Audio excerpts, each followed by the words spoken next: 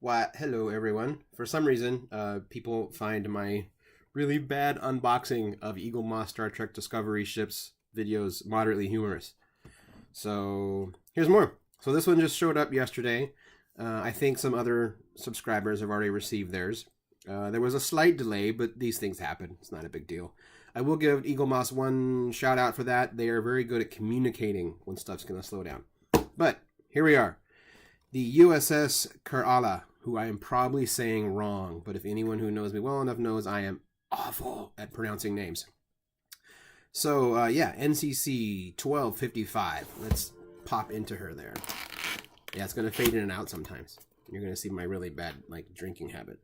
Scotch.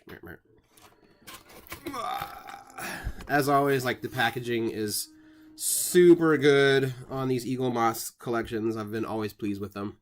I will admit I do kind of miss the bigger bag, the bigger books, but I think I mentioned that before anyway. There it is. Kerala. It's awful at this. Yeah, one of the things, full disclosure, I already kind of flipped through this because I'm a big dork. I did like that this is essentially I don't want to say rejected, that sounds bad, but it's basically a rejected version of the USS Shenzhou, then, modified into its own new ship, which is pretty cool. The other thing I really liked about it is that the designer said that he is a huge fan. Let's get in here. Oh, as always, fantastic packaging. He is a big fan of the NX Enterprise. So am I. The NX class. It's pretty sexy. It's cool. I know these aren't the XL ships, but man, I swear they seem like they're getting bigger. The Discovery is incredibly long. The Shenzhou's got some width to it. This one's kind of a nice balance between the two. I really do like.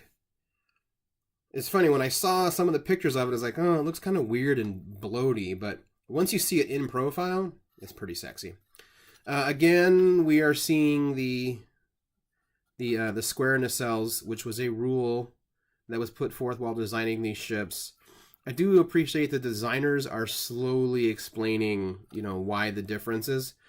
The transition from this more square design into the more rounded stuff that we will eventually see on the original series, which happens 10 years later. And it mentions it in the book, too. It's kind of cool. The reason why these warp nacelles look so different is these ships, apparently, according to the new canon, many of these ships were designed thinking the spore drive would be a viable replacement for the warp drive. And apparently these engines are supposed to reflect that.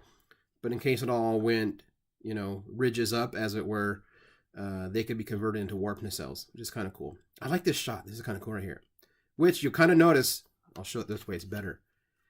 They're not solid pylons. They've really expanded that catamaran look, which is pretty damn cool. Yeah, I don't know what else to say. Again, the build's good. The saucer section, primary hull, is like a die cast metal almost, it feels like, and then it's this rigid plastic they use. Don't bend it too hard, they'll friggin' break, because it's still just a toy. But also really smart design. The detail, my camera's not going to focus very well, but super solid detail work as always. I've come to expect from Eaglemoss, especially when they've gotten a little bigger. I think it really helps. The navigational deflector is pretty nice. I enjoy that it has two.